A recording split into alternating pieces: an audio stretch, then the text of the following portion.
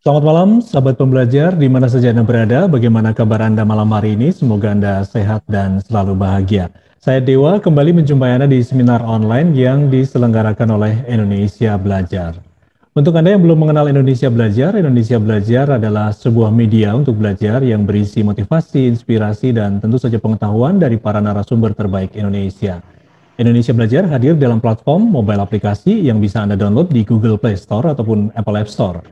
Anda bisa like Facebook fanpage kami di indonesiabelajar.id dan Anda juga bisa follow Instagram kami di indonesia_belajar.id. Dan sahabat pembelajar, seperti biasa di setiap hari Rabu malam jam kita menghadirkan seorang life coach yang luar biasa. Beliau adalah Ibu Eli Susanti. Nah, yang belum follow Instagram Bu Eli, silakan follow di elisusanti.as.a.coach ya. Dan tentu saja Bu Eli sudah hadir di tengah-tengah kita. Selamat malam Bu Eli. Selamat malam Pak Dewa, selamat kembali lagi. Minggu lalu ketemu Pak Dewa nih. Iya, selamat berjumpa kembali ya Bu Eli. Iya. Minggu lalu ditemani sama Jessica. Oke, kita lanjutkan lagi ya Bu Eli. Malam hari ini Let's Talk About Life yang ke-6. Dan semakin seru untuk ngobrolin kehidupan ini, dan tentu saja saya ingatkan dulu untuk sahabat pembelajar, seperti biasa nanti ada interaksi, mungkin ada sharing atau pertanyaan, silahkan tulis di Zoom group chat atau langsung buka mic, sekalian kalau bersedia buka kamera. Oke, baik Bu Eli, bagaimana kelanjutan dari ngobrolin tentang kehidupan ini yang ke-6 ini? Ya, terima kasih Pak Dewa. Ya, selamat malam teman-teman semuanya yang ada di sini. Saya melihat nama-namanya, nama-nama yang familiar buat saya. Semoga selalu sehat dan semoga dalam keadaan yang bahagia. Oke, sebelum kita mulai bicara tentang energi, saya masih memperbolehkan teman-teman untuk bertanya tentang materi-materi yang lalu. Kalau yang memang ikut sebelum-sebelumnya, misalnya dalam mengerjakan atau dalam proses merenungkan atau memikirkan atau belajar atau mempraktekkan, kemudian ada muncul pertanyaan, silahkan ditanyakan ya. Nah, yang lain, kalau mengerjakan tugas, materi malam ini bisa dibuka catatan tentang aktivitas sehari-hari. Seingat saya itu pertemuan ketiga. Sehari-hari di mana kegiatannya nilainya minus atau negatif, spesifiknya apa yang mengganggu dan segala macamnya. Kalau itu ada, itu boleh disiapkan. Kalau tidak ada, tidak apa-apa, nanti kita akan boleh dikerjakan setelah sesi ini ya. Nah, oke.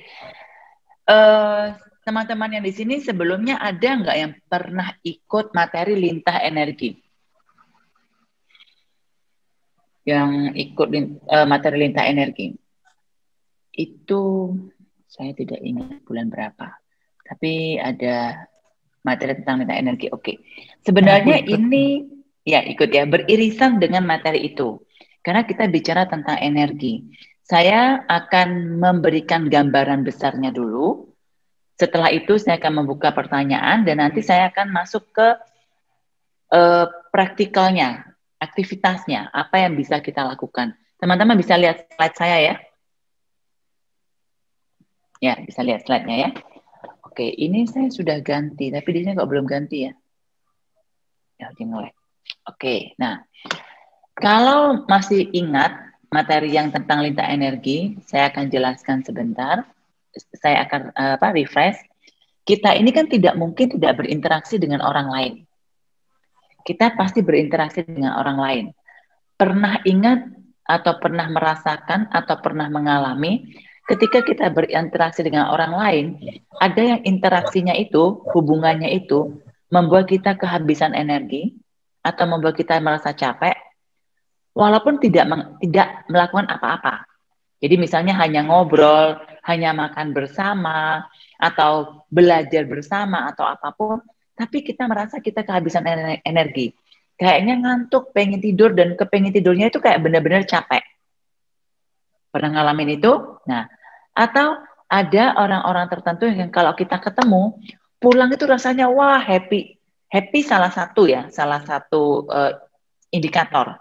Kadang-kadang tidak happy, tapi kita merasa berenergi, kita merasa memiliki semangat yang lebih, kita merasa lebih positif, kita merasa lebih mudah termotivasi untuk mengerjakan hal-hal yang biasanya sulit buat kita. Nah, pasti saya rasa teman-teman mengalami itu dalam hidup. Apakah itu disadari atau tidak disadari atau dianggap sebagai sebuah kebetulan, itu tiap orang akan punya pengalamannya masing-masing. Saya yakin itu terjadi di antara kita semua. Nah, itu yang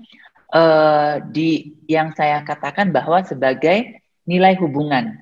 Ketika sebuah hubungan, ketika kita bertemu dengan orang lain, berinteraksi dengan orang lain, melakukan komunikasi atau bersama dengan orang lain, dan membuat kita kehabisan energi, maka nilai hubungannya adalah negatif.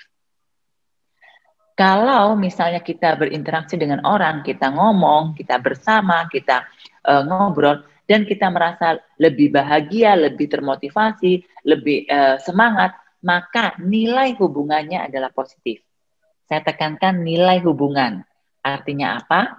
Bukan orangnya yang negatif, bukan kita yang negatif, tetapi nilai hubungannya. Contohnya begini. Ketika saya berinteraksi dengan Jessica misalnya, ya, saya punya interaksi dengan Jessica itu positif di saya, ya, di sayanya. Nah, tapi ketika saya berhubungan dengan misalnya katakanlah Pak Dewa, nah itu saya punya nilai kepada Pak Dewa misalnya negatif karena energi saya habis. Gitu. Nah, tetapi ketika Jessica berhubungan dengan Pak Dewa, Jessica punya nilainya positif terhadap Pak Dewa. Padahal kan sama-sama Pak Dewa nih. Ya kan? Jadi bukan berarti objeknya atau orangnya yang positif atau negatif, tetapi nilai hubungannya, interaksinya, relasinya itu yang ingin saya tekankan. Ya, agar teman-teman tidak punya gambaran atau pandangan, oh dia negatif buat saya, bukan dianya yang negatif. Bukan orangnya yang negatif, bukan kita yang negatif, tetapi nilai interaksinya, nilai hubungannya. Ya. Masih ingat kan teori itu ya? Masih ingat ya materi itu ya? Nah, sekarang saya akan lanjutkan. Saya akan menambahkan. Bisa dilihat di diagram ini ya, yang hijau, lingkaran hijau itu adalah diri sendiri. Kita tidak mungkin tidak berinteraksi dengan orang lain dan lingkungan. Orang lain itu termasuk keluarga ya, termasuk pasangan, termasuk anak, termasuk orang tua, termasuk pembantu di rumah tangga, siapapun yang kita temui setiap hari, termasuk karyawan, termasuk bosnya kita. Nah, itu orang lain. Lingkungan itu bisa lingkungan di rumah, yang lebih kecil lagi lingkungannya itu kamarnya kita, ruang makan, dan ruang-ruang di taman di rumah gitu. Itu kan lingkungan, itu tempat yang kecil. Lingkungan yang lebih besar misalnya sekolah, tempat kerja, terus tempat nongkrong, apapun itu. Saya sementara ini mengasosiasikan, menyamakan lingkungan dengan tempat. Ya, dalam skop yang lebih luas, lingkungan itu tidak hanya tempat. Lingkungan itu bisa sebuah kondisi atau kondisi tertentu bersama orang-orang tertentu dan tempat. Ya, sementara ini saya asosiasikan dengan tempat dulu. Nah, jadi kita sebagai manusia kita tidak mungkin tidak berinteraksi dengan orang lain dan lingkungan, karena kita ada bersama orang lain dan ada di tempat tertentu. Setuju di sini ya? Nah, ketika kita bersama orang lain dan lingkungan, maka di situ akan terjadi interaksi secara energi. Nah, interaksi secara energi ini mempengaruhi energi di diri kita. Nilai hubungan yang terjadi terhadap orang lain dan lingkungan yang tadi saya bilang negatif, yang positif, itu faktornya ada internal, ada eksternal. Eksternal itu karena dipengaruhi oleh objek yang di luar. Orang lain atau lingkungannya. Misalnya begini, orang yang lagi sakit secara fisik dan emosi, atau orang yang lagi sedang mengalami trauma, atau orang yang sedang bisnisnya bangkrut, atau orang yang baru divorce, atau orang yang baru meninggal pasangannya. Secara energi, emosi, dan fisiknya dia tidak baik. Dia tidak dalam kondisi yang sehat.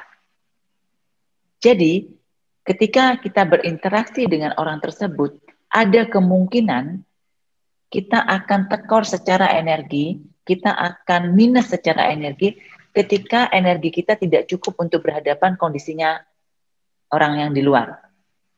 Paham maksud saya kan ya? Jadi ini ada pengaruh luar. Nah, katakanlah orang yang sama nih, kita misalnya saya menentukan gini, kasih contoh orang langsung ya, misalnya si A baru saja kehilangan perusahaan, dia bangkrut lah dan bingung harus bayar karyawannya bagaimana, di mana si A ini laki-laki ya, kemudian istrinya juga menuntut macam-macam karena tidak punya uang, jadi istrinya bertingkah dalam artian istrinya juga bingung dong gimana bayar sekolah anak dan segala macamnya, intinya tidak mendukung perilaku istrinya. Jadi si A ini kebingungan, pasti secara mental dan kondisi mentalnya adalah tidak baik, suka marah-marah, tidak sabaran, bingung mau ngerjain apa, menyalahkan orang, pokoknya tidak baik. Nah, bayangkan kalau saya ketemu orang ini, akan sangat tergantung dengan kondisi saya. Energi saya dalam keadaan yang bagus atau tidak. Nah, bagus atau tidaknya itu dipengaruhi oleh banyak hal. Salah satu hal adalah keinginan atau harapan saya. Misalnya nih ya, saya punya pemikiran gini, dia si A ini loh, sudah ikut meditasi, sudah ikut motivasi, sudah belajar tentang coaching, udah ngerti pikiran bawah sadar. Gimana sih ya dia kok gak paham-paham caranya mengatasi masalah seperti ini? Gimana sih dia kok gak bisa menghadapi istrinya sendiri?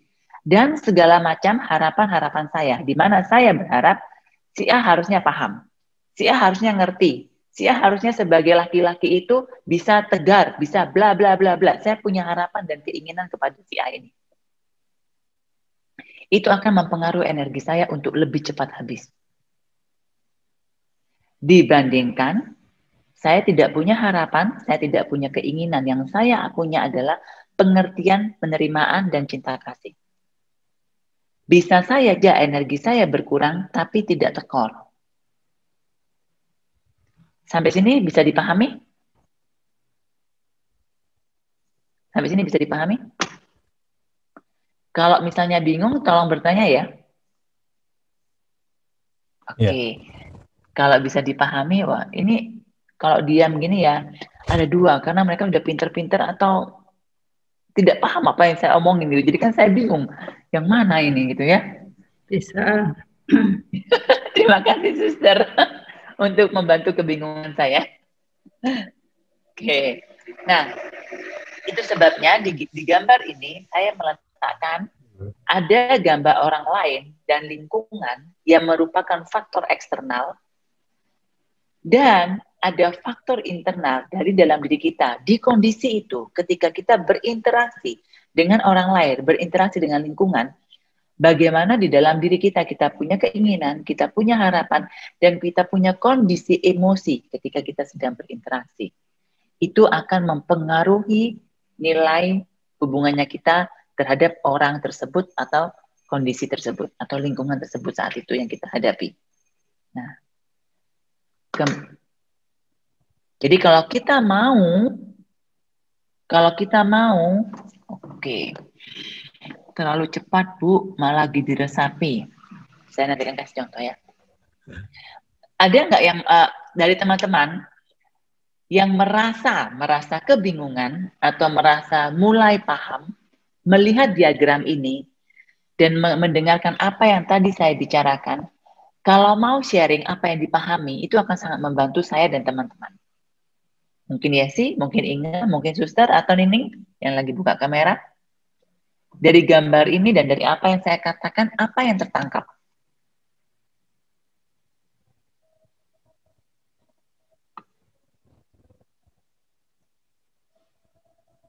Atau yang lain boleh. Saya melihat di sini ya beberapa pembicara, ada Pak Stevi, ada Ibu Susi, Wati, ini kan juga ya. Jadi ada siapa lagi nih ya saya. Oke. Nah, jadi kalau memang tidak ada yang mau ditanya, diulang Bu. Ibu siapa? Ibu Ibu Jenny. Jenny, boleh diulang sekali lagi, Bu? Ya itu mas, saya berharap dari teman-teman ada yang mau mengulang buat saya, sekalian saya tahu apakah bisa dipahami atau enggak. Begini, dalam kita berinteraksi dengan orang lain, kita itu mau tidak mau, sadar atau tidak sadar, kita sedang melakukan interaksi secara energi. Ya, kenapa kita perlu memperhatikan energi yang ada di dalam diri kita? Karena energi inilah yang membantu kita menjalani hidup lebih mudah, membantu kita untuk punya pikiran dan emosi positif lebih mudah. Bukan satu-satunya cara ya, atau menyelesaikan semua masalah lebih mudah. Nah, ketika kita berinteraksi dengan pihak luar itu saya katakan sebagai orang lain dan lingkungan luar, interaksi ini memunculkan sebuah nilai. Nilainya bisa negatif, bisa positif. Nilai negatif artinya energi kita habis, energi kita berkurang, energi kita minus ketika kita berinteraksi dengan orang tertentu atau kondisi tertentu atau lingkungan tertentu. Nah, ya. Kemudian nilainya menjadi positif ketika energi kita bertambah atau tetap atau lebih besar. Indikatornya apa ketika bertambah? Kita merasa lebih ringan, kita merasa lebih bahagia, kita merasa lebih happy, kita merasa lebih bersemangat, kita merasa lebih punya energi untuk melakukan tugasnya kita sehari-hari.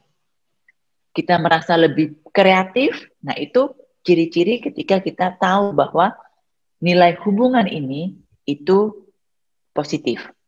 Nah, pihak luarnya siapa dan siapa? Bisa manusia, yaitu orang lain. Orang lain berarti bisa pasangan kita, anak kita, orang tua, staf, pembantu rumah tangga, bos, siapa saja berinteraksi dengan kita, sahabat kita, teman kita.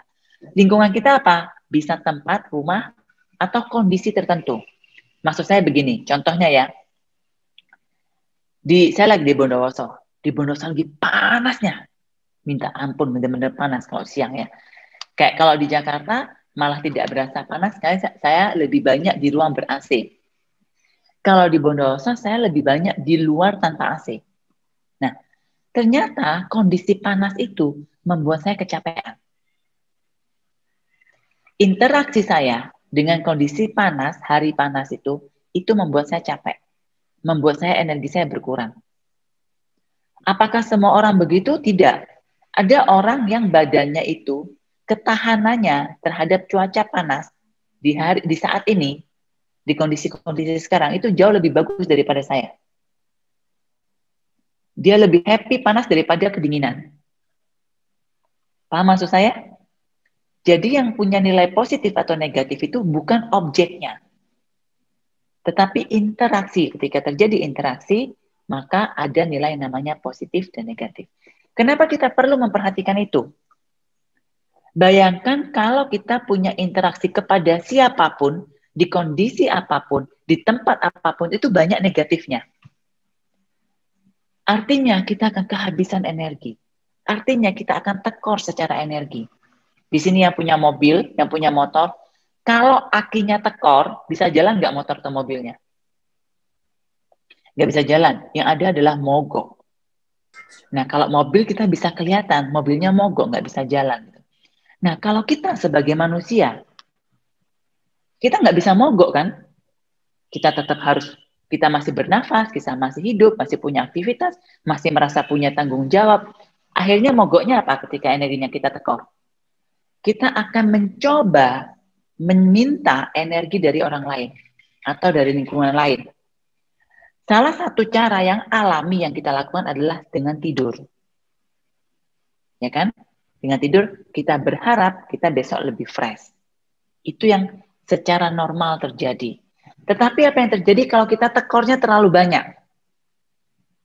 Tidur juga tidak membantu kita di kondisi yang kita butuhkan. Karena tekornya terlalu banyak. Atau kualitas tidurnya tidak bagus.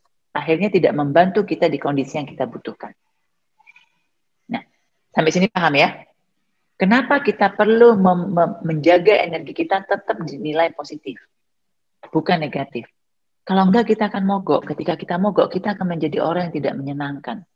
Akan susah menjadi orang yang positif, akan susah, akan lebih berat menjaga emosi kita di emosi yang positif, lebih mudah untuk kita marah-marah, lebih mudah untuk kita menyalahkan orang lain, lebih mudah kita untuk istilahnya mensabotase diri kita. Ya. Itu ketika energi kita tekor atau negatif. Ketika energi kita positif, maka akan lebih mudah kita berhadapan dengan kondisi yang biasanya sulit.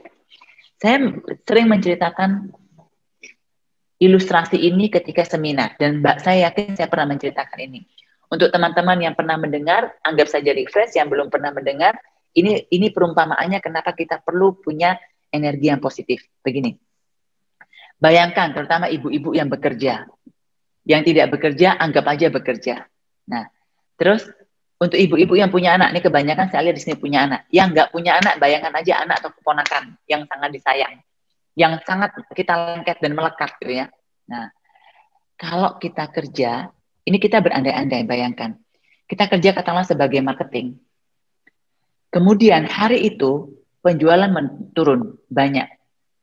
Apalagi pandemi banyak. Dan ketika kita mau pulang, kita dipanggil oleh bos. Kita dibilang bahwa ini masa pandemi dan perusahaan sedang tidak baik, salesmu juga tidak baik secara personal, pencapaian tidak baik. Jadi dengan berat hati maka masa kerja cuma sampai akhir bulan ini. Dan tidak ada pesangon, ya dengan kondisi apapun ya. Kita mau marah juga nggak bisa. Gitu. Memang di 3 bulan terakhir tidak ada performa sama sekali, tidak ada sales. Udah, kita nggak bisa apa-apa, kita merasa kebingungan, pulang. Pulang naik mobil jadi ingat, ini mobilnya kantor juga nih. Jadi kalau misalnya saya dipecat, mobil ini perlu dikembalikan. Gimana caranya ngantar anak-anak sekolah ya? Perlu mikirin antar jemput nih. Pokoknya pikirannya udah kemana-mana nih. Nah, terus sampai di jalan, lampu merah, karena kita sambil melamun, kita diserempet orang. Tambah kesel kan? Tapi nggak bisa apa-apa gitu, karena orang yang nyerempet lari. Nah, mau sampai rumah, kita lupa kita nggak pakai masker, ditilanglah sama polisi. Disuruh push up di tengah jalan sama polisi. Ya, apapun. Pokoknya kita hari itu nggak banget deh. Pulang sampai rumah, di depan rumah udah ditungguin sama tetangga. Tetangganya marah-marah. Bu, maaf ya, saya tahu ibu kerja, tapi tolong dong diatur anaknya. Anaknya ibu tadi mukul anak saya. Itu nggak sopan banget dan anak saya luka. Orang tua macam apa ibu nggak bisa didik anak untuk nggak mukul anaknya orang. Intinya kita dipermalukan. Sampai di rumah, ngelihat anak main game. Belum, itu kita misalnya pulang jam 8 malam. Belum makan, rumah berantakan, anaknya main game, ditanyain, PR-nya udah dikerjain belum? Belum. Kira-kira apa yang akan terjadi? Saya nggak perlu ngomong ya. Kita udah punya gambarannya masing-masing di kepala kita. Ya kan? Nah, sekarang saya ganti. Skenarionya saya ganti. Sama di kerja, hanya saja di pekerjaan ini kita mengalami kondisi yang berbeda. Kita dipanggil oleh bos, sama juga salesnya kita tidak tercapai. Kali ini bosnya ngomong gini, kita mengurangi banyak karyawan di perusahaan ini. Tapi kita paham bahwa masa pandemi ini, walaupun performamu tidak bagus, kamu masih sales yang paling bagus. Jadi kamu adalah sales yang saya pertahankan. Yang lain, ada beberapa orang kita putus pekerjaan, kamu pertahankan. Tolong bulan ini kamu lebih bagus pekerjaannya, dan untuk insentif kita naikkan 3 kali lipat dari bonus penjualan sebelumnya, karena kita tahu ini masa susah. Jadi begitu kamu bisa jual, kamu dapat insentif 3 kali lipat daripada sebelumnya. Happy nggak kita? Pasti lebih happy. Paling nggak bukan saya yang dipecat, orang yang dipecat ya. Nah, kita pulang di perjalanan, semua baik-baik aja, ditungguin. Begitu kita mau deket rumah, kita dapat telepon. Dapat telepon dari katakanlah perusahaan A bahwa kita mendapat undian mobil. Besok disuruh datang ke perusahaan untuk tanda tangan dan bla bla bla. Happy lah. Sampai di rumah ditungguin sama tetangga. Kali ini tetangganya bilang, Ibu terima kasih ya, Ibu orang tua yang luar biasa. Tadi anak saya jatuh, anaknya Ibu bantu. Wah, pasti Ibu bangga punya anak seperti anaknya ibu sekarang. Dan segala macam pujian kita terima. Masuk rumah, kondisinya sama. Anak sedang main game, belum makan, rumah berantakan, dan belum kerja PR. Kira-kira sikapnya kita sama atau tidak? Sudah pasti beda. Nah, itu salah satu ilustrasi kenapa kita perlu menjaga energi kita di kondisi positif, bukan di kondisi negatif, bukan di kondisi tekor. Kondisi luar bisa sama. Bagaimana kita punya energi di dalam itu memudahkan kita untuk berhadapan dengan apapun yang di luar. Ya. Ilustrasi yang lain, pandemi. Semua orang kesusahan. Oke? Saya akan bilang gini secara finansial. Kalau tabungannya kita minus, kita bisa lebih panik nggak? Lebih panik. Tapi kalau kita punya tabungan banyak positif, mungkin tidak enak buat kita juga, karena tidak ada pemasukan. Sama-sama tidak ada pemasukan. Tapi bedanya yang satu memang kita sudah minus, yang satu kita masih punya tabungan banyak. Kira-kira kita akan menjadi orang yang lebih baik yang di mana posisinya? Nggak perlu dijawab ya, yang punya tabungan lebih banyak. Karena itu udah pasti gitu. Nah, energi kita gambarannya seperti itu. Jadi kenapa penting buat kita menjaga level energi kita? Karena itu memudahkan kita berhadapan dengan apapun yang terjadi di luar. Dan memudahkan kita menjadi orang yang lebih baik yang seperti kita inginkan. Sampai sini paham ya? Semoga ini juga membuat Ibu Jenny paham ya? Ya. Oke. Ada pertanyaan dari Bu Siti dan Bu Jenny nih, Bu. Oke, Bu Siti benar. Nilai hubungan interaksi seseorang dipengaruhi oleh eksternal dan internal. Yes, betul. Itu yang tadi saya juga jelaskan. Kalau Ibu lihat di slide, bisa kelihatan Ibu slide saya, Bu Siti ya. Eksternal itu, pihak orang luar itu adalah orang lain. Ada orang lain, ada lingkungan. Orang lain ini bisa saja dia sedang tekor energi atau bisa kelebihan energi. Oke, gampangnya saya kasih ilustrasi dengan uang. Masa pandemi, orang lain bisa saja kita sedang berinteraksi dengan orang lainnya juga punya banyak hutang dan tidak punya tabungan. Atau kita tetap berinteraksi dengan orang-orang kaya yang punya banyak tabungan. Kebayang ya? Jadi pihak luar kita nggak bisa kontrol. Kita bisa saja ketemu dengan orang yang punya banyak duit, punya tabungan di masa pandemi ini, tapi bisa saja kita bertemu dengan orang yang bahkan sangat minus. Jadi ketemu kita ngapain? Lu punya duit nggak? Pinjem dong. Itu untuk orang-orang sekitar kita yang mereka juga minus. Bayangkan kalau itu energi.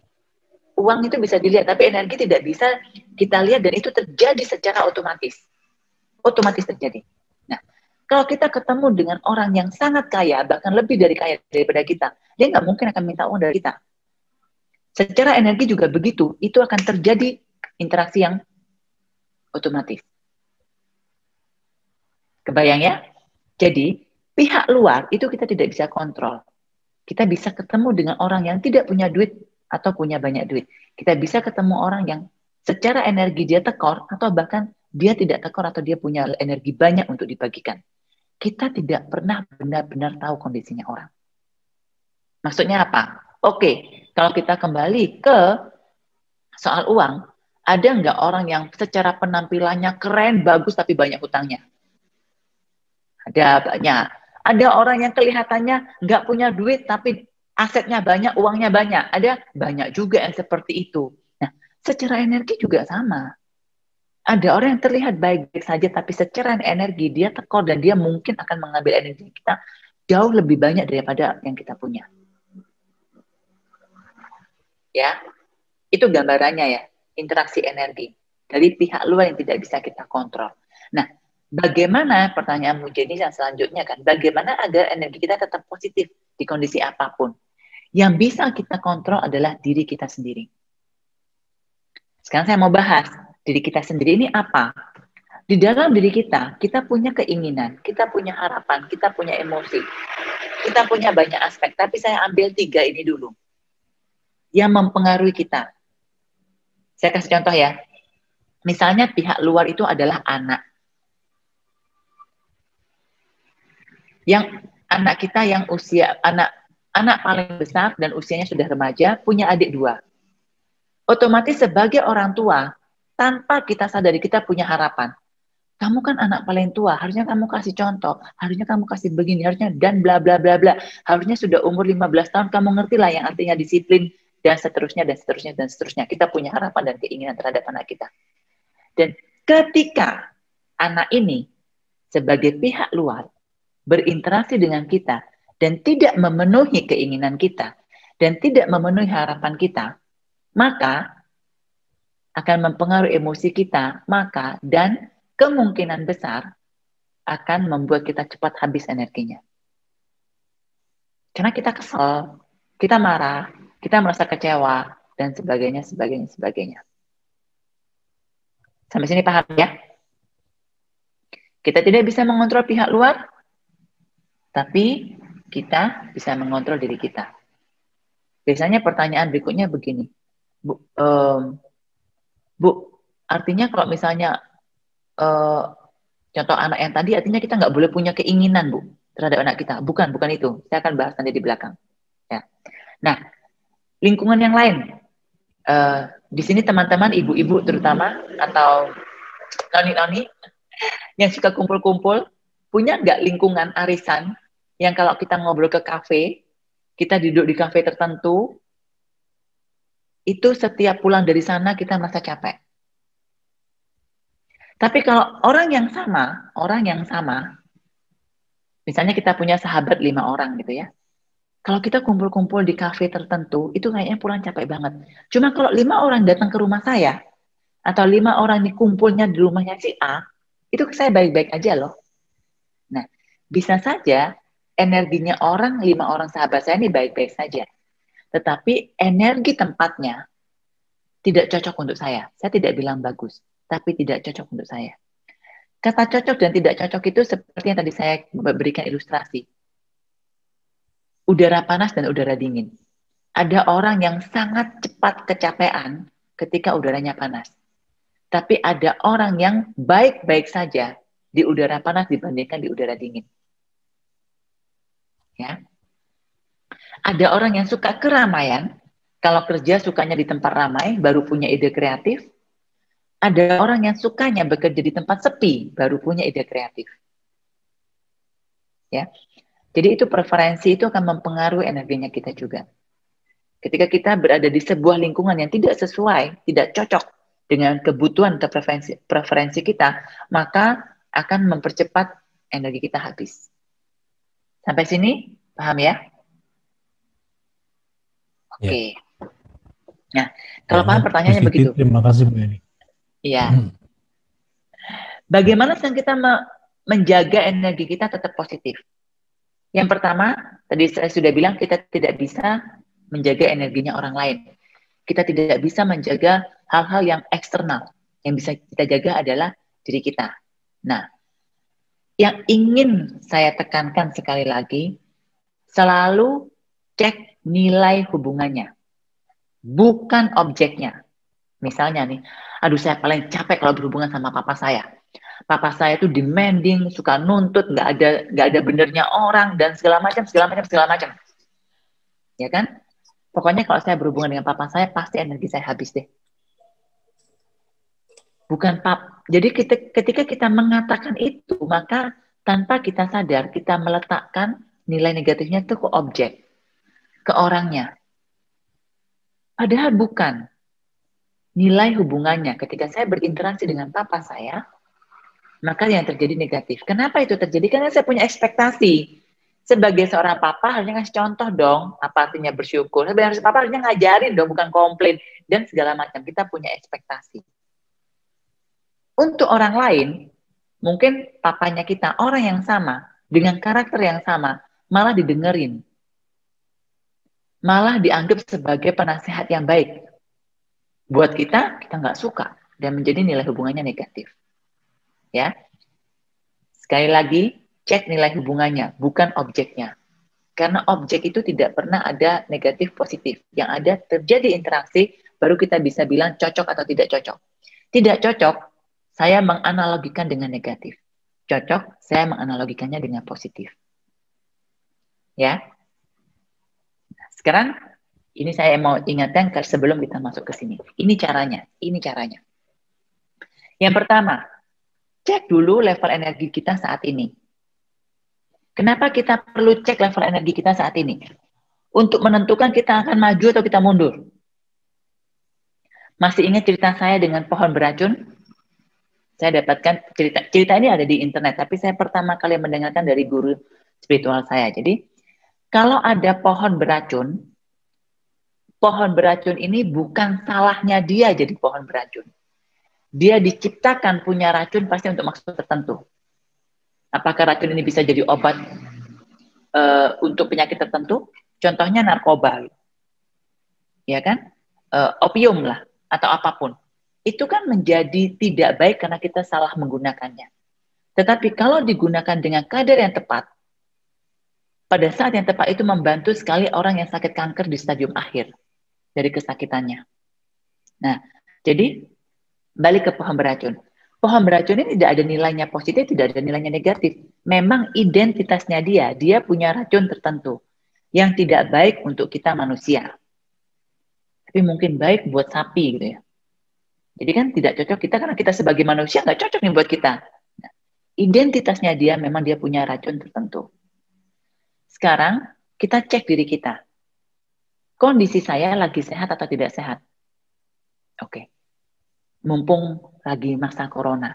Katakanlah pohon beracun ini corona. Nah, ketika kita sedang berhadapan dengan ini, kita cek diri kita. Kalau saya lagi sehat, saya mau deket-deket juga tidak ada masalah. Kenapa? Saya punya antibodi yang cukup.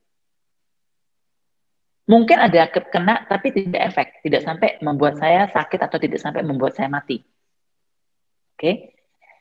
Tetapi kalau saya lagi drop, saya sendiri sedang flu, saya sendiri sedang tidak sehat, dan kita dekat-dekat dengan virus ini, kita cari mati atau kita bunuh diri.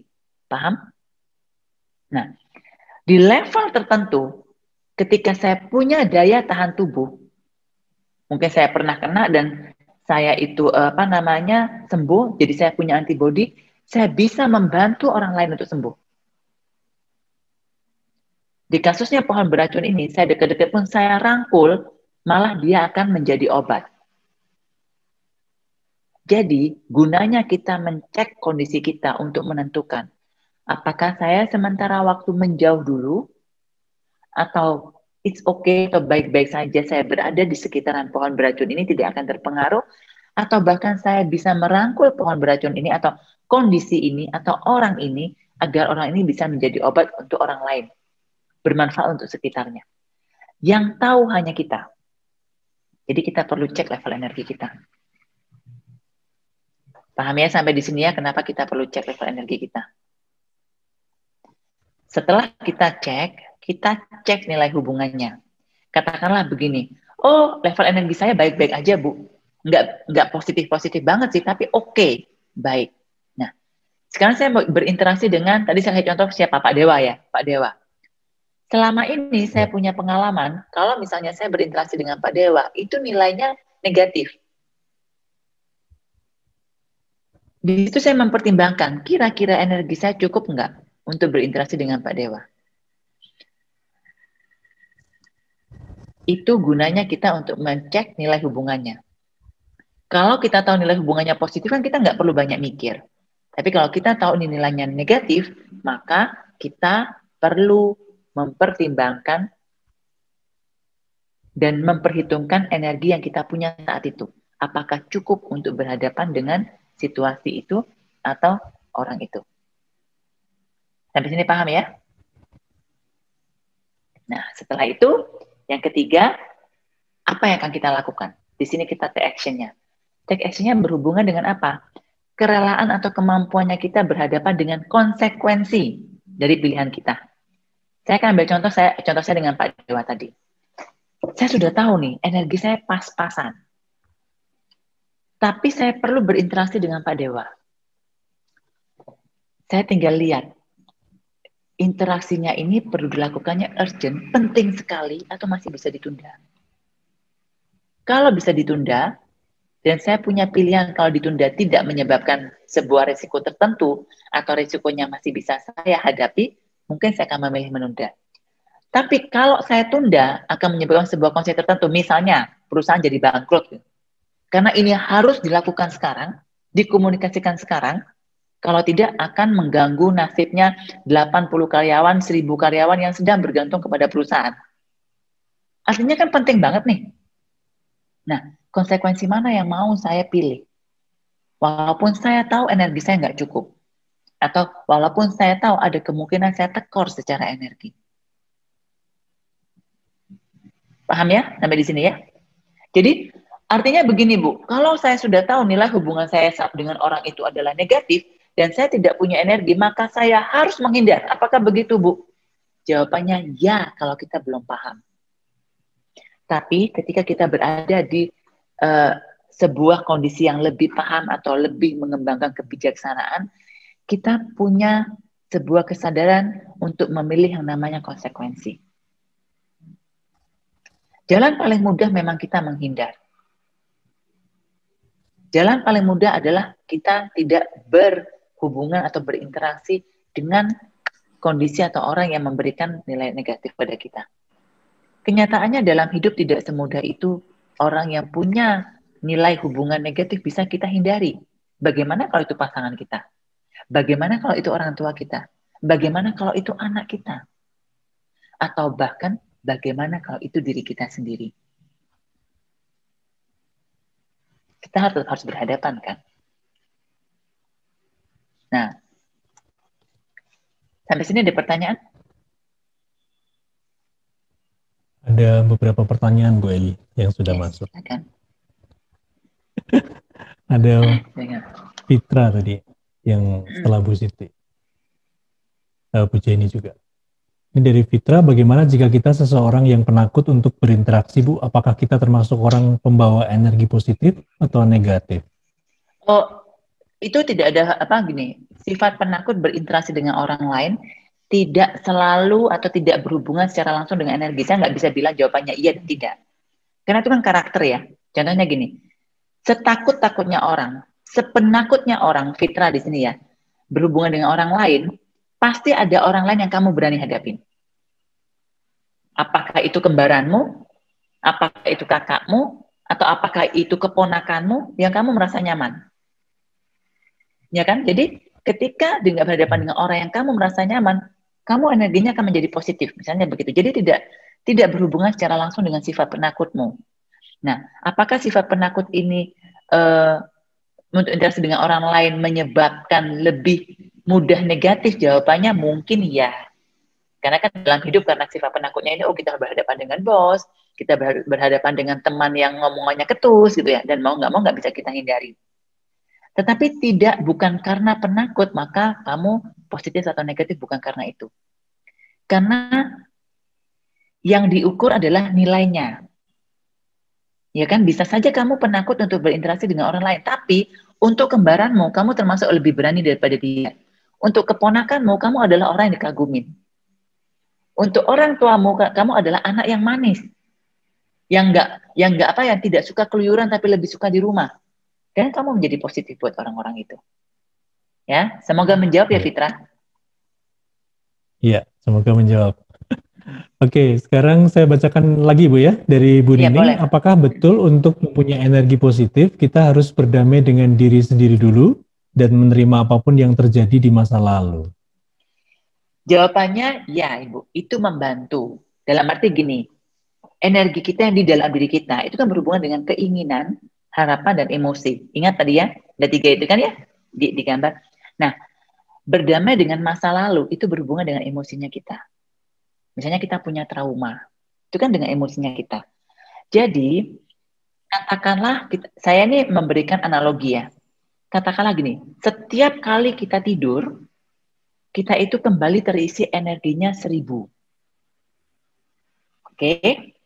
Nah, kalau kita punya trauma, kita punya emosi yang kita bawa dari masa lalu, yang perlu kita tekan, kita perlu bungkus, kita perlu hadapi, kita perlu atasi, dan itu menghabiskan energi 700. Jadi energi Ibu sekarang punya energi berapa? 300. Betul, Bu Nining ya? Nah, untung-untung kalau sehari-hari Ibu berhadapan dengan anak, suami, pekerjaan Ibu hanya butuh energi 200. Masih untung kan? Nggak, masih ada 100 lah, masih aman. Nah, kalau ibu berhadapan dengan suami, anak, dan pekerjaan ibu butuhnya 500, pasti setiap hari ibu akan kecapean. Sekarang, bayangkan kalau masa lalu, trauma, dan segala macamnya, kita bisa berdamai dan kita bisa melepas. Jadi setiap kali ibu bangun, ibu punya energi 1000, ibu nggak perlu mengurangi 700 untuk berhadapan dengan masa lalunya ibu. Karena sudah selesai. Jadi ketika suami, anak, pekerjaan membutuhkan 500, ibu baik-baik saja. Paham analoginya ya Bu ya? Jadi kalau ibu bertanya apakah harus berdamai dengan harus, jawabannya tidak harus. Itu mempermudah atau membuat ibu lebih punya energi lebih banyak, jawabannya iya. Karena gambarannya kayak tadi. Menjadi tidak harus ketika trauma ibu menghabiskan energi 700 dan ibu sehari-hari perlunya 200, ibu masih punya 100. Apakah itu harus dibereskan? Ya nggak harus juga, itu pilihan. Nah, tapi kalau misalnya ibu punya 1000, trauma atau masalahnya ibu yang ibu tidak berdamai, itu menghabiskan 1000 setiap harinya. Dan untuk berhadapan dengan anak, pasangan suami ibu membutuhkan 5000, tanpa trauma aja udah tekor gitu. Wah, ditambahin udah dihabisin dulu gitu. Maka ibu harus, saya bilang, iya Bu, sebaiknya ibu harus beresin gitu. Dan setelah diberesin masih dipikirkan caranya untuk menambah energi-energi yang lain. Karena kebutuhannya 5000. Paham ya Ibu Nining ya? Jadi di sini tidak ada patokan yang pasti yang sama untuk setiap orang. Ukur aja kebutuhannya berapa. Cek aja diri kita sendiri. Nah, karena sebenarnya kita kalau kita mau diam, kita mau merenung dan mau merasakan dan mau jujur ke diri kita sendiri, kita tahu kok kita setiap kali tekor atau tidak. Dan kalau kita lebih punya awareness atau kesadaran lebih bagus lagi, kita akan sangat tahu bagian mana yang membuat kita kehabisan energi. Ya, semoga ini menjawab ya, Ibu Nining. Oke. Silakan Pak Dewa. Ya, langsung lanjut ke Bu Jenny. Orang yang energinya turun kalau panas, berarti memang energi itu terkait sama fisik dong ya? Jadi kalau lagi stres, lebih baik jangan ketemu orang yang nyebelin ya? Jawabannya iya. Berhubungan secara fisik, karena fisik ini kan dipengaruhi oleh mental dan emosi kita ya. Pernah dengar bahwa fisik kita ini kalau kita stres akan mempengaruhi cepat tua, mungkin sakit mah, dan segala macamnya. Jadi ya, nah apakah itu mempengaruhi fisik ya? Terus pertanyaan berikutnya apa? Energi kalau lagi stres, lebih baik jangan ketemu orang yang nyebelin. Lebih baik jangan ketemu orang. Ya. Kalau pertanyaannya lebih baik, ya jawabannya lebih baik. Balik yang ke tadi. Penting nggak untuk ketemu orang yang nyebelin ini? Ingat contoh saya sama Pak Dewa tadi ya. Kalau memang nggak penting dan dia nyebelin buat saya ya, saya lebih baik jaga diri dulu deh. Jauh-jauh dulu deh. Tapi kalau orang itu nyebelin dan kalau saya nggak ketemu orang itu, maka perusahaan saya akan tutup. Resikonya mana yang mau saya ambil? Ya mungkin untuk hari ini atau 1 bulan ke depan saya tekor energi, tapi saya menyelamatkan 1000 karyawan saya. Ya, Ibu Jenny, itu maksud saya ya. Tidak ada kata harus atau saklek atau pasti. Dihindari aja kalau dia nyebelin. Ada faktor lain yang harus kita lihat, ada yang namanya konsekuensi. Ya, itu. Semoga menjawab ya Bu Jenny. Oke. Ya, semoga terjawab. Dan langsung ke Bu Felicia. Kalau level lagi tidak baik dan kita memutuskan untuk nggak mau ketemu atau menghindar terlebih dahulu, nggak apa-apa ya Bu ya? Menjadi egois untuk sesaat demi menyelamatkan diri sendiri. Jawabannya tidak apa-apa, itu pilihan. Yang perlu diingat Felicia adalah setiap tindakan kita, setiap pilihan kita, mau menjadi egois mau apapun, itu punya konsekuensi tertentu. Nah, yang perlu kita lakukan adalah kita menerima konsekuensinya atas pilihannya kita. Contohnya apa? Misalnya, level energi sedang tidak baik dan kita memutuskan untuk nggak mau ketemu atau menghindari. Contohnya anak. Level energi sedang tidak baik. Lagi marah, lagi bertengkar dengan suami, lagi bertengkar dengan mertua, terus anak lagi bertingkah. Sementara saya nggak urusin dulu, boleh nggak Bu? Boleh-boleh aja. Konsekuensinya apa? Mungkin besok nilai ujiannya dia jelek. Karena biasanya setiap ulangan kita yang dampingin. Nah, hari itu kita tahu kalau kita dampingin dia, yang ada nanti pasti kita marah-marahin. Kita bisa kata-katain dia karena emosinya kita sedang tidak baik dan kita belum punya kemampuan untuk menghadapi emosi kita. Dan kita tahu kita belum punya kemampuan untuk menenangkan diri. Lebih baik saya nggak ketemu anak saya dulu, saya tidur aja ulang. Konsekuensinya apa? Mungkin ada kemungkinan ulangannya dia nilainya jelek karena dia nggak belajar. Tidak ada kita yang mendampingi belajar. Dan kita berpikir, oke, itu lebih baik lah. Nilainya jelek 1 kali nggak apa-apa. Daripada saya kata-katain dia. Daripada saya limpahkan kemarahan saya ke dia. Idealnya memang, sebelum kita ketemu anak kita belajar dengan dia, idealnya kita menenangkan diri, berdamai, jadi kita tidak melampiaskan kemarahannya kita ke anak. Itu kan idealnya. Sayangnya, hidup tidak ideal. Sayangnya, kita tidak semudah itu berhadapan dengan emosinya kita. Betul? Jadi ini yang namanya pilihan. Karena kalau semudah itu kita menenangkan diri, semudah itu kita bisa berdamai dengan diri kita, maka semua aman damai. Saya nggak laku. Pekerjaan saya nggak diperlukan. Itu bagian bercanda yang serius. Tapi kenyataannya tidak semudah itu. Maka itu yang dijadikan pilihan. Semoga itu menjawab ya, Felicia. Jadi bukan tidak apa-apa atau apa-apa. Saya lebih menyarankan pikirkan konsekuensinya. Dan terima konsekuensinya. Jangan disesali. Kalau contoh saya tadi ya, ternyata beneran nih. Anak saya, karena saya malam itu nggak ngajarin, anak saya nilainya jadi remedi. Ya udah. Ya kita terima gitu, bahwa itu bagian dari konsekuensi yang kita pilih. Oke. Semoga menjawab. Lanjut ke Bulani Wijaya. Kalau level lagi tekor, tapi nggak bisa menghindar, bagaimana ini? Seperti saat jaga toko nih, ada pembeli yang super rewel. Terima kasih pertanyaannya Ibu Lani Wijaya. Ya, ini yang saya bilang kan kita serba salah nih. Satunya pembeli yang super rewel tapi dia beli terus dan kita tahu dalam kondisi pandemi ini kita butuh orang yang tetap beli, ya kan? Tapi saya lagi tekor, saya lagi sama suami nggak baik, sama mertua nggak baik, sama karyawan-karyawan bertingkah, karyawan lagi ada yang nggak masuk, pokoknya kita lagi tekor lah, apapun alasannya. So harus gimana kalau dihadapi? Yang pertama, terima saja kalau memang lagi tekor. Yang kedua, cari cara, bagaimana caranya, paling tidak tekornya nggak banyak-banyak anak. Apakah dengan makan enak? Apakah dengan telepon dengan seseorang dan ngoceh ngomel, atau apakah apa aja misalnya, oh saya tahu saya mau telepon teman baik saya dan saya ngomel, kamu tahu nggak ada customer saya ini bla bla bla, apakah dengan ngomel itu membuat saya lebih nyaman dan energi saya lebih bagus, ya saya akan cari cara itu. Atau ini saya sering sarankan juga ke klien saya, kalau nggak tahu caranya apa, mandi yang lama, ya. Menikmati me time-nya di kamar mandi, break dulu dan segala macamnya. Dan cara yang lain, kalau bisa rubah persepsi kita, rubah harapan kita. Yang namanya pembeli yang memang cerewet, pembeli semakin cerewet, dia artinya semakin masih mau beli sama kita. Ngeselin tapi Bu, yes memang ngeselin. Oke, yang kedua, coba kita cek. Jangan-jangan orang ini cerewet karena di rumah dia nggak ada orang diajak omong.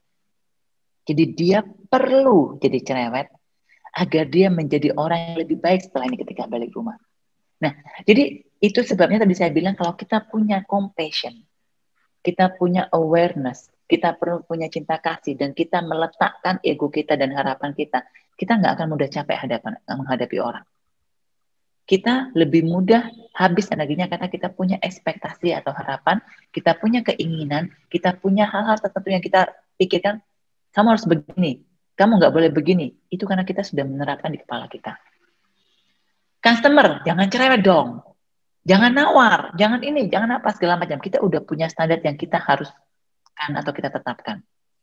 Dan ketika itu tidak memenuhi harapannya kita, maka energi kita akan cepat habis. Nah, jadi cara yang lain Ibu bisa merubah persepsi Ibu terhadap customer ini. Ya. Semoga itu membantu ya, Ibu. Oke. Baik, terima kasih Bu Eli. Saya lanjut ke Bu Inge Santoso. Bagaimana membesarkan konten dan energi kita dari kapasitas 1.000 ke 5.000. Jadi bukan sekedar kapasitas 1.000 terus, cuma turun, naik maksimal 1.000. Yes, pertanyaan yang bagus. Dalam hal energi, bahkan bukan cuma diperbesar, bisa menjadi unlimited. Ketika kita sudah bisa berada di level compassion, unconditional love, kita bisa meletakkan ego kita. Itu energi kita menjadi unlimited. Level ini memang tidak mudah, tapi kalau ditanyain caranya memperbesar yaitu memperbesar caranya gimana? Memperlebar persepsi kita, memperlebar pemahaman kita, memperlebar awareness kita, kebijaksanaan kita, kesadaran kita, dan memperlebar toleransi kita. Karena hanya itu yang bisa kita lakukan. Masih ingat gambar ini kan? Ada namanya keinginan, harapan, dan emosi. Ini yang membatasi kontainer kita kan? Kalau kita meletakkan semua keinginan kita, harapan kita, dan emosi kita semua positif, maka dengan mudah kontainernya akan bertambah. Nah, pertanyaannya itu tadi. Jadi kita nggak boleh punya keinginan, Bu. Bukan tidak boleh punya keinginan. Ini hanya masalah konsekuensi. Contohnya, yang paling gampang anak. Bu, saya kan ingin anak saya juara, Bu. Saya ingin anak saya itu punya nilai bagus. Saya ingin anak saya itu disiplin. Itu kan keinginan. Ya. Keinginan yang baik untuk anak itu. Tapi apakah mudah? Tidak mudah. Ternyata misalnya anak kita tidak mudah didisiplinkan. Anak kita kemampuan akademinya juga tidak terlalu bagus. Itu sebenarnya kita perlu berusaha untuk mendidik anak kita menjadi seperti yang kita inginkan dan usaha kita menghabiskan energi kita. Selama kita tahu bahwa ini untuk kebaikannya dia, selama kita tahu bagaimana caranya mengisi lagi energi kita, tidak apa-apa. Habiskan saja energinya, besok diisi lagi. Habiskan saja energinya, besok diisi lagi. Yang ingin saya tekankan adalah pastikan Anda punya energi cukup. Kalaupun tidak cukup, pastikan Anda tahu bahwa ini adalah konsekuensi dari pilihan yang Anda buat. Ya, itu poinnya sebenarnya lebih di sana. Semoga menjawab ya, Inga. Siap. Saya lanjut Ibu El, Bapak Ibu Ansel dan Teona, kalau merasa energi tersedot atau lelah, kalau bertemu banyak orang, apakah jangan-jangan ada yang salah di dalam diri kita? Jawabannya mungkin.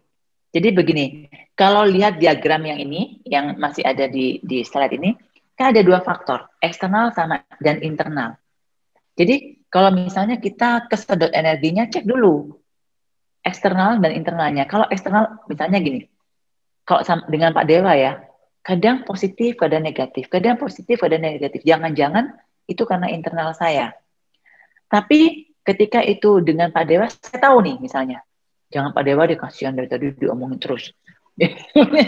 Misalnya, saya bertemu dengan teman yang namanya katakanlah si A gitu. Iya. Nah, ya belum, jangan Pak, dia aja belum ketemu saya gitu. Dengan si A itu, setiap kali ketemu si A dengan kondisi apapun itu selalu saya tekor. Kemudian saya cek, misalnya kebetulan saya punya kesempatan untuk cek background-nya si A. Ternyata si A ini tidak punya pekerjaan, dia punya istri, misalnya dia cowok ya, punya istri yang istrinya sedang selingkuh, dia terus kemudian anaknya juga nggak cocok, bertengkar terus. Dengan intinya semua hidupnya dia sedang dalam kondisi yang tidak baik. Wajar dong kalau dia tuh punya level energi yang drop.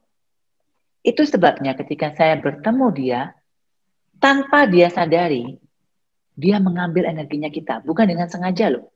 Karena kan terjadi secara otomatis. Paham ya? Terjadi secara otomatis. Nah, makanya kita kesedot. Itu kalau dari pihak eksternal. Jadi pertanyaannya, Ibu, apakah ada yang salah dengan diri saya? Belum tentu. Jangan-jangan dari eksternal. Apakah bisa dari internal? Bisa juga. Contohnya yang tadi itu. Kalau kita punya interaksi dengan, yang contoh saya dengan papa. dengan orang tua. Misalnya kita kepada ayahnya kita, bagi kita suka ngomel lah, suka ngomongin lah, sok tahu lah, dan bla bla bla. Karena kita punya ekspektasi, kita punya harapan. Jadi orang tua harusnya pengertian, apalagi jadi papa, jangan banyak ngomel lah. Yang harusnya jadi papa itu lebih banyak dengerin lah, lebih bijaksana. Kita punya harapan-harapan, maka itu sebabnya ketika kita ketemu dengan beliau, dan harapan kita tidak terpenuhi, energi kita habis. Bukan karena orangnya, tapi karena harapan dan ekspektasi kita. Nah, itu kita perlu cek baik-baik, apakah dari eksternal atau dari internal. Dan hanya kita yang tahu. Perlu latihan untuk itu. Nah, gimana Bu kalau saya nggak tahu? Oke, kalau tidak tahu, lupakan yang eksternal. Maksudnya apa? Karena kita nggak bisa kontrol eksternal. Masih ingat lingkaran dalam lingkaran luar? Mengontrol orang lain, energinya orang lain itu berada di luar lingkaran. Kita nggak bisa kontrol. Jadi gimana caranya? Ya udah kita kontrol sendiri. Kalau ketemu orang itu selalu kesedot, kita cek.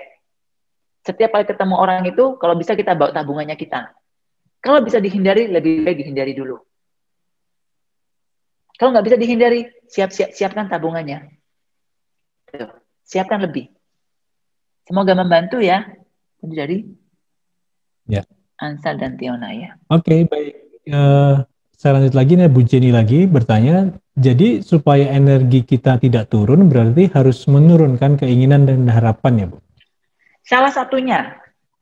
Nah, karena kalau misalnya itu berhubungan misalnya dengan anak, kita punya keinginan harapan, gini, kenapa saya bilang salah satunya?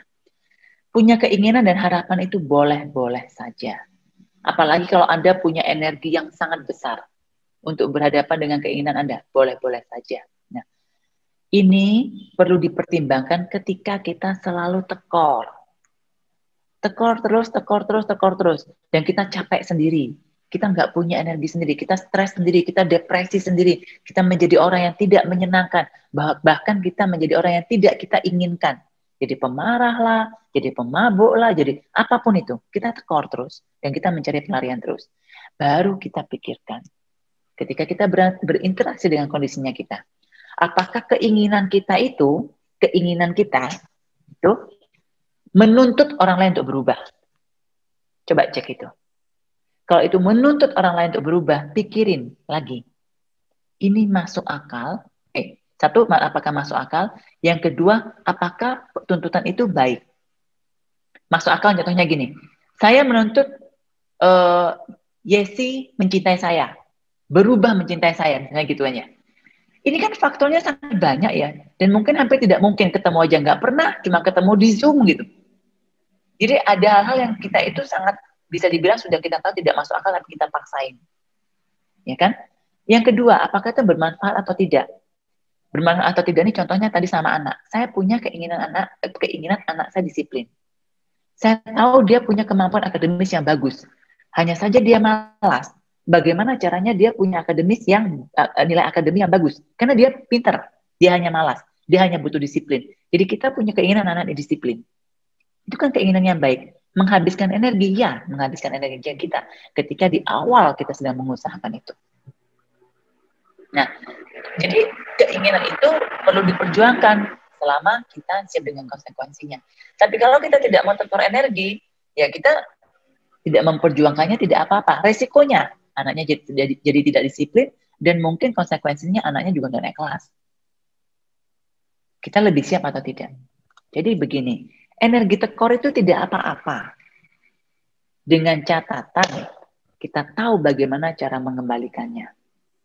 Energi tekor itu tidak apa-apa. Dengan catatan, kita menyadari bahwa itu adalah konsekuensi dari pilihan kita secara sadar. Ya, dan kita menerima bahwa, oh ya, aku lagi tekor energi. Kayaknya nanti malam tidurnya lebih panjang. Kayaknya saya perlu mengisinya dengan cara yang lain. Kayaknya saya perlu menambah dengan cara yang A, jangan cara B. Ya. Oke, kayaknya saya perlu ketemu Bu Eli. Oh ya, boleh. Dengan senang hati. Oke, semoga menjawab, Jenny. Oke. Ya, semoga menjawab, dan Bu Jenny udah nangkep ini. Ya, tulis di chat. Oke, ada lagi yang ingin bertanya? Oke, thank you so much. Oke, nggak ada lagi Bu Eli. Mungkin Ya, Ibu Lani ya, tutup. benar customernya baik, terus belanja, mintanya selalu saya yang layanin. Iya Bu, jangan-jangan dia kalau ketemu Bu Lani, tanpa dia sadari, dia itu sedang menambah energinya dia, makanya Ibu merasa tekor. Nah, kalau misalnya saya boleh memberikan sebuah ide kepada Ibu, Ibu anggap saja Ibu melakukan sebuah kebaikan sesuai agamanya Ibu. Saya sedang membantu orang ini punya energi yang lebih baik agar dia lebih bermanfaat di keluarganya. Jangan-jangan dia sedang kesusahan dan punya trauma yang dia tidak bisa selesaikan. Saya nggak bisa bantu selesaikan traumanya dia. Tapi paling tidak, saya bisa membantu dia punya energi yang lebih baik dengan dia ngobrol sama saya. Paham Ibu? Mungkin dengan begitu, jadi Ibu tuh bisa punya energi lebih untuk berhadapan dengan orang ini, dengan customer ini. Ya, begitu jawaban saya dan waktunya habis. Butuh private coaching, Inga, welcome Inga. Belum ada yang bertanya lagi. Oke.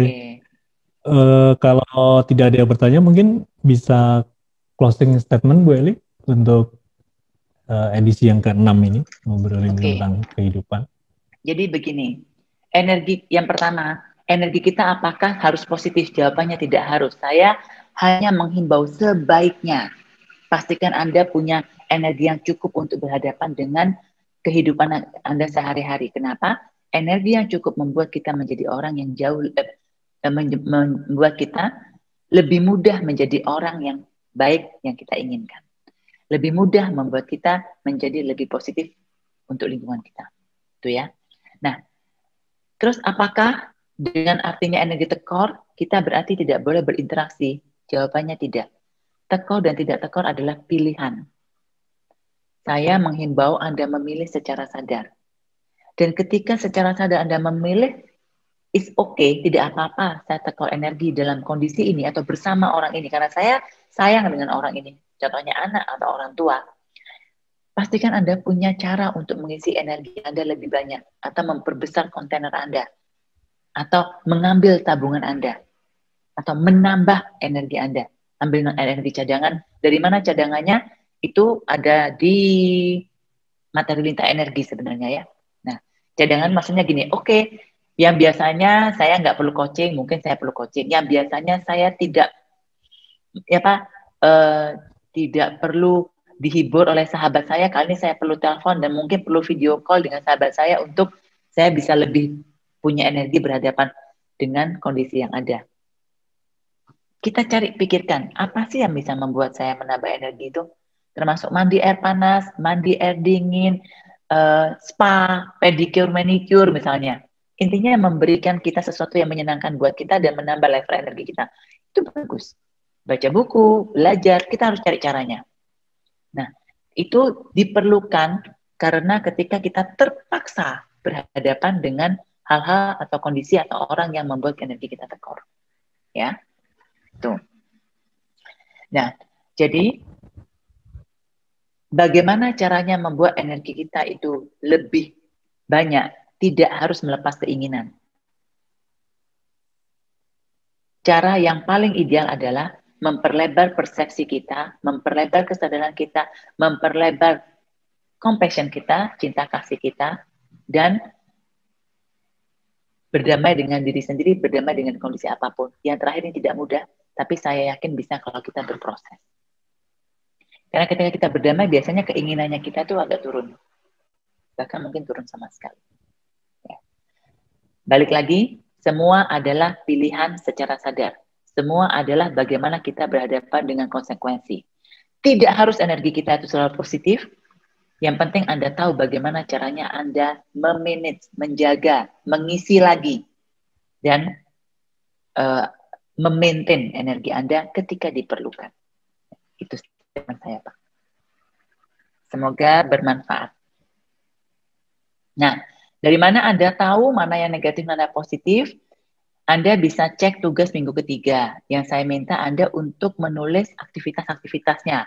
Berhubungan dengan siapa, ini terasa negatif apa tidak, mengerjakan sesuatu, habis enggak energinya. Kalau habis, note-nya apa. Dari situ Anda bisa tahu hal-hal mana yang membuat Anda kehabisan energi dan hal-hal mana yang membuat Anda punya energi lebih. Ya. Kalau yang tidak ingat tugasnya itu, nanti bisa minta ke teman-teman yang ada di grup atau ke Mbak Enda. Harusnya masih ada historinya. Bisa dikirimkan lagi. Terima kasih teman-teman, terima kasih Pak Dewa. Malam ini semoga bermanfaat. Ya, terima kasih. Pasti bermanfaat.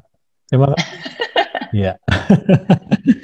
Terima kasih Bu Eli Susanti, life coach kita malam hari ini sudah share banyak dan memberikan pencerahan untuk kita semuanya. Dan terima kasih untuk sahabat pembelajar yang sudah hadir dan sudah bertanya dan sudah sharing.